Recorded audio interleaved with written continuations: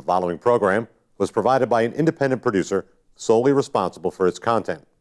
The opinions expressed do not necessarily represent the views of this station, its staff, board of directors, or underwriters. Don't adjust your screen. There is nothing wrong. You're about to enter a world where the very concept of time is rendered obsolete by the sheer power of entertainment. You're about to enter the Boggis Hour.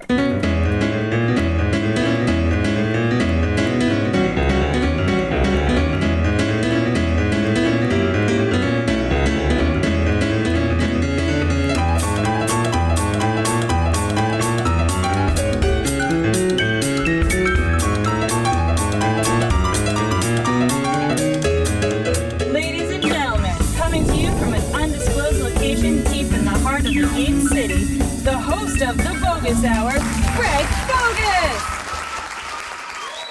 Hey, welcome to this episode of the Boggis Hour, where I spend the entire show talking to my guests who I had on earlier and loved them so much that I brought him back for a whole episode. He is the king of pop culture and the producer of the Northeast Comic Con, Gary Sohmers. Well, welcome to this episode of the Boggis Hour. I'm sitting here with the king of pop culture, Gary Sohmers. Aloha, Greg. How are you? Another day in Garyland. Just riding the rides. Whee! Right. So why don't you start from the beginning and tell me what you are and who you are and what you do? You don't know? You didn't look me up? Well, I did, but I want you to tell there's 30 my lovely pages audience. of Google on me.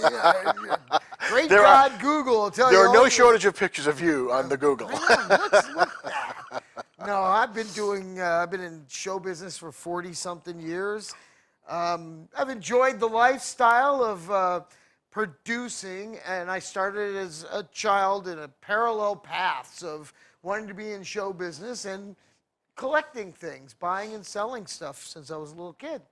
So I was very lucky. My dad would be a traveling salesman. He would go around the road and come home with a little cigar box full of campaign buttons, and he'd share them with me and talk to me about these guys who ran for office and politics, and these little buttons about this big, and he says, that one I bought for $1, I'm going to sell that for $100. Oh, boy. I went, you could buy something for $1 and sell it for $100? That's pretty interesting. That's pretty cool. And so I learned about history, I learned about politics, I learned about capitalism from campaign buttons. And then, of course, campaign buttons were fun, but not as much fun as toys. And then I discovered music more. And so I got wrapped up into music and toys and all things pop culture. Just kind of blended together. You and I, we grew up, we're the television generation. Sure. We grew up from when there was only 3, maybe 4 channels to the multi-universe of the internet-y thing.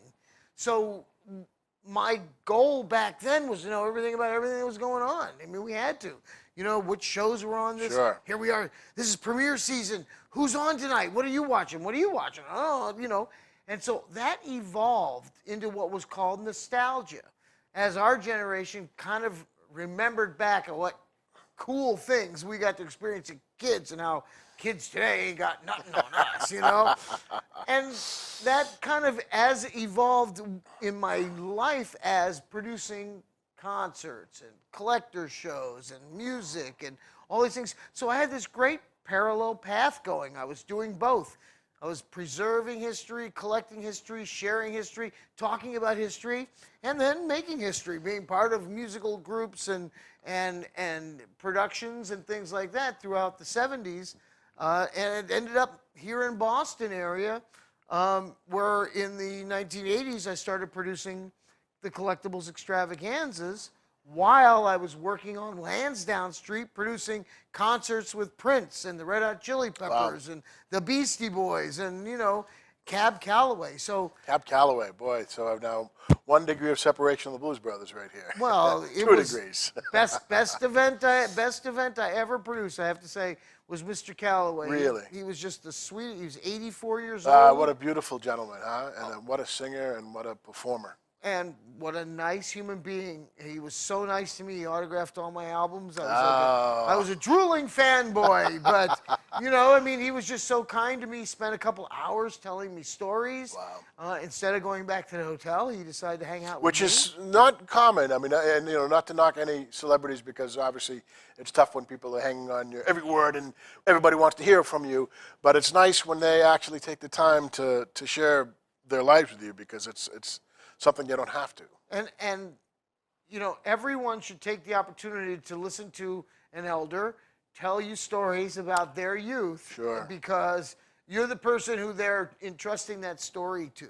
I feel very honored that I got to work with Cab Calloway. I spent many, many weeks with Buffalo Bob Smith. When Oh, he wow. was, you know, Jonathan Harris, Al Lewis, all these great actors who I admired so much. I was so lucky because I would hire them to do autograph signing events and become friends with them. They were the sweetest people, you know, Right. and they were willing and giving. Like Adam West. I think you might have met, or did you see Adam I West did. at our last event? Yeah. I've go back with Adam back to like 1986 when he Wow. couldn't get any work because he was, you know, a costumed, Right. you know, Typecast as. B actor, you know, and after that he got Family Guy and he became another big star again. Right. So, you know, and the good thing about the greats is they'll remember you. They're nice to you forever. The ones who burn their bridges on the way up the ladder, you know, they don't. They can fall on their faces. Right. So then, after doing all that and working with all these people, all of a sudden I became a celebrity. I got attached to Antiques Roadshow. I did. And you did that for how many years? 13 seasons. Wow. Over 80 appearances. And most people don't realize that we don't get paid to do Antiques Roadshow. In fact, we have to pay our own way to get to the cities to do that. And our only benefit is if we make it on television, people see us and then they consign us goods or they hire us to do appraisals. So it was a win-win. We'd pay our own way and get the opportunity to be famous. So I went from being a guy who hired celebrities to being a celebrity getting hired at the places where I used to hire people to do. So That's a great progress. There, a was process. hysterical. You know, what are you going to do? It evolved. Right. To this point, I stopped doing Antiques Roadshow 3 seasons ago because it just wasn't, you know, a conducive environment for an independent. Yeah. It's great if you're Sotheby's or Christie's, but if you're an independent, it's too competitive to get on TV with people who are being paid to be there, whose all their expenses are paid, and who know how to look things up on eBay. I mean, if that's all you want. So I don't do that. I know the value of 100,000 useless objects. But that's exactly what I deal in. The stuff that you don't need, you can't eat it, you can't, it's not I mean, it could be considered investment quality, but it's not gold, it's not silver, you can't liquidate it. It's a passion collecting. So I spent all this time learning all that and I still do it. And the way I know the prices, I buy and sell. The only way you can know what something sells for. So you've been doing all this time. That's ultimately that kind of the one constant is. Yeah, how much you gonna for that mug? How much can I sell it for? It's about learning the marketplaces and then connecting with the people. So how about I'd read that New England was interesting, that it has that culture of, I don't know whether it's rat packing and saving a lot of stuff more than some of the other places, and probably just because it's been around in some areas of it a lot longer than other parts of the country, that there's just a lot of stuff here. Well, we have attics and basements. You know, Florida, Oh, yeah, no right, basements. no basements. Definitely no attics. Right. When they moved west on the wagon trains, you couldn't carry a lot of stuff. They left a lot of stuff when behind. they built the shacks on the desert, really not much digging down through the sand to build the basement to store stuff. You can't do it in the low-lying deltas either. So why do we have a lot of stuff? Because we save everything in the attics and basements. So and that's then, a little history, geography right there. a little bit of importance is that if you have no place for it to go, it ends up someplace. It's going to be in a landfill, or somebody's going to buy that storage locker at one of those stupid storage locker auctions, and then the next thing you know, they're dealing with it and it fills their house up. So the recycling of items, the preservation, Repurposing, repurposing, preservation of history, the e-commerce, the commerce aspects of stuff is something most people don't think about. Right. You know, like, but it's been a staple of New England's economy for hundreds of years. Right. Nobody threw things away up here. You would either give it to the next of kin, or you'd sell it at your estate sale or yard sale or garage sale, or, you know, you put it out on the curb with a big sign that says free. Free. And then someone would always come up and steal the sign that said free. Because it said free. Who would have thought? So, you know, I'm like that. I drive. Oh, it's free. I know. I don't need it, but it's free. eventually you'll stop and pick it up. You know what I'm saying?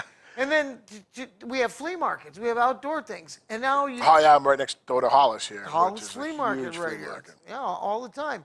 So the cycle of inventory is great for the antique shops, the vendors, the exhibitors. Like I just spent a week at Brimfield. Yep. Largest antiques and collectibles event in the world. Really? It happens 3 times a year in Brimfield, Massachusetts. Which is it was the western part, right? No, it's, you know where Central? Sturbridge is? Oh, okay, all It's right. right next to So, Sturbridge. Not too far away. So there's 5,000 antique dealers set up outside under tents and sometimes out in the weather. And 25, 30,000 people a day come out there and shop from Tuesday through Sunday. So it's a big long event. event.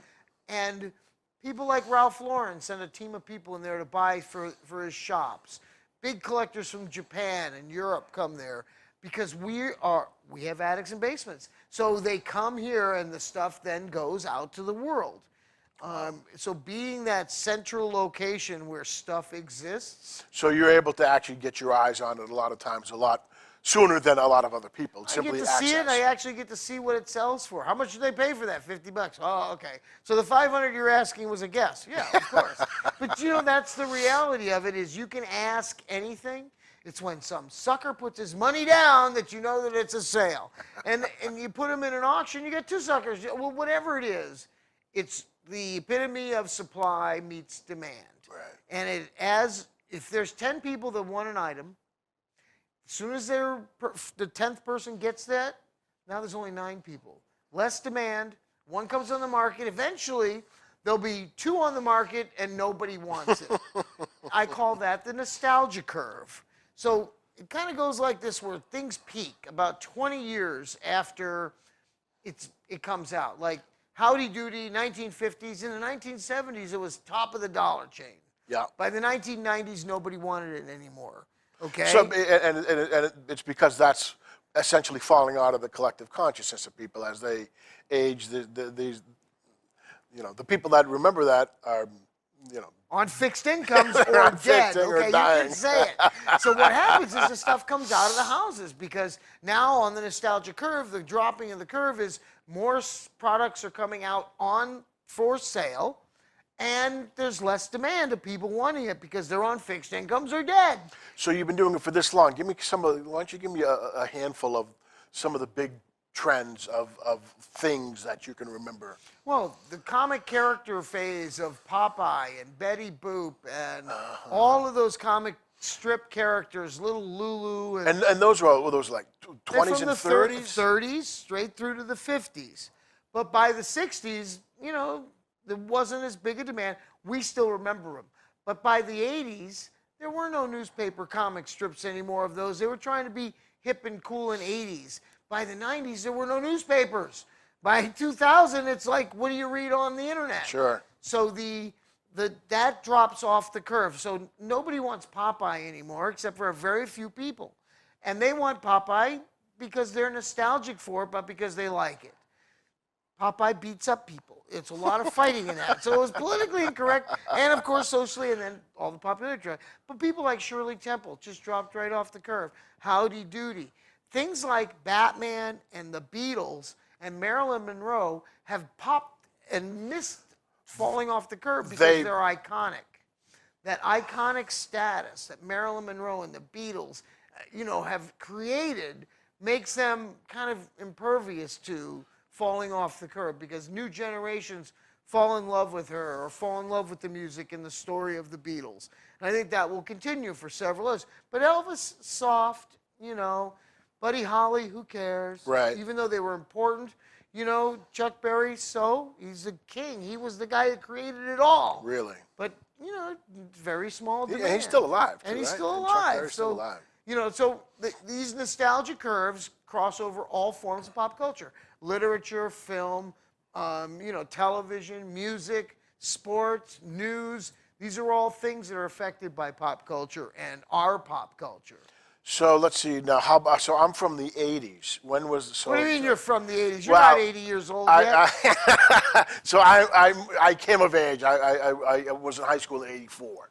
So there was. Okay. What were some of the? Turtles, right?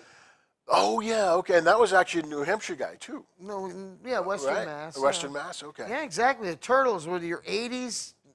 You know, so you right in '84.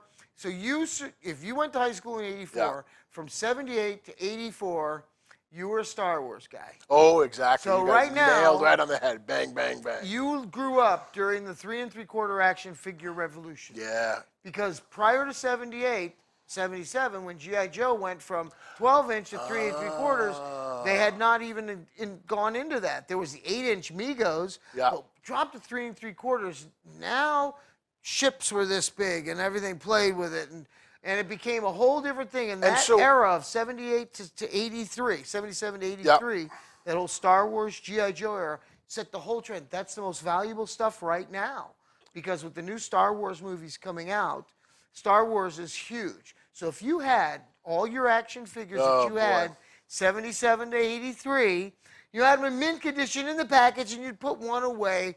Some of them were worth $2,000, $3,000, $4,000 Wow. each. Wow. The only thing that I still have the Star Wars fan club patch, and then there was kind of a really cool. I think it was Ralph McQuarrie did a kind of a artistic. It was a sticker, and that's still from the fan club. I still have that kicking around. Worthless, But there's both a of whole them. bunch of. I know there was a whole bunch. At least of, you saved the stuff that has no value. It's really good. That's a good thing. But you never know. How is anybody to know what's going to be worth value? Right.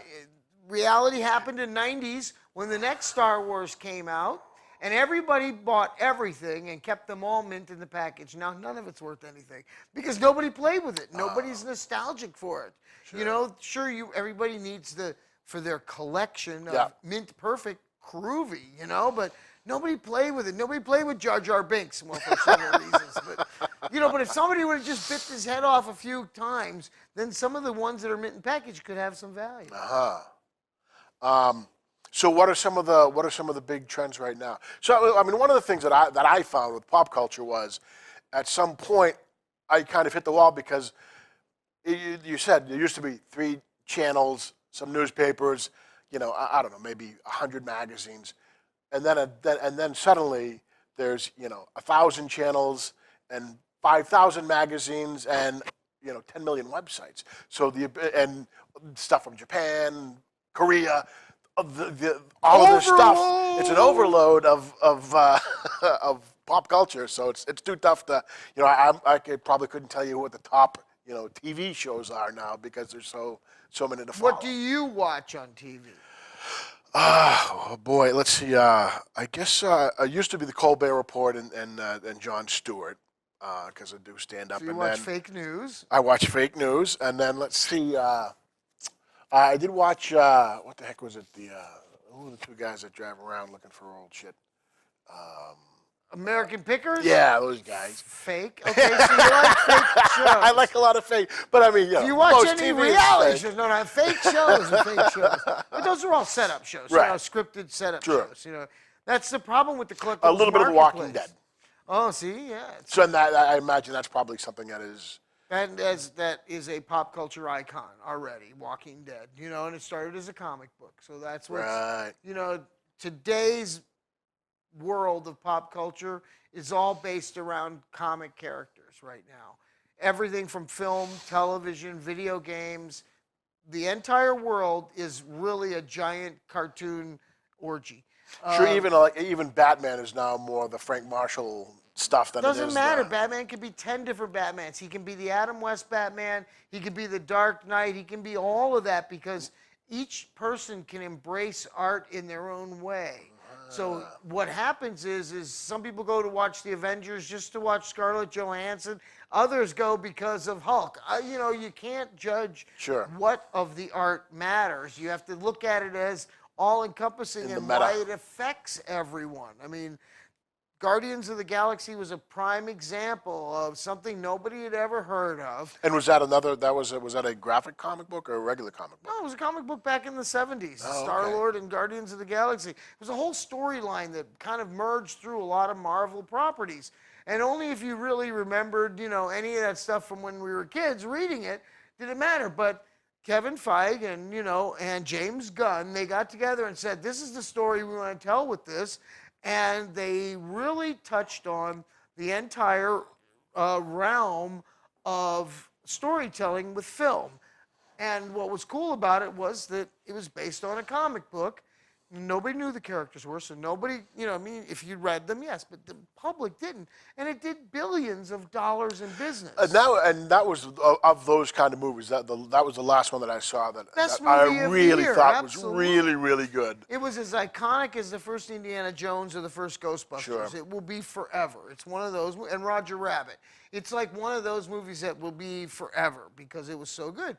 So what happens is now with the Avengers and all of the Marvel universe of comic being put into film, Disney and their entire universe of animated children's stuff, which also includes Star Wars. So Disney owns Star Wars and its entire universe, Marvel and its entire universe. Boy. So DC is owned by Warner's, and that's an entire universe they're trying to evolve through film and television. But it's all about publishing. And that's where it really comes down to reading.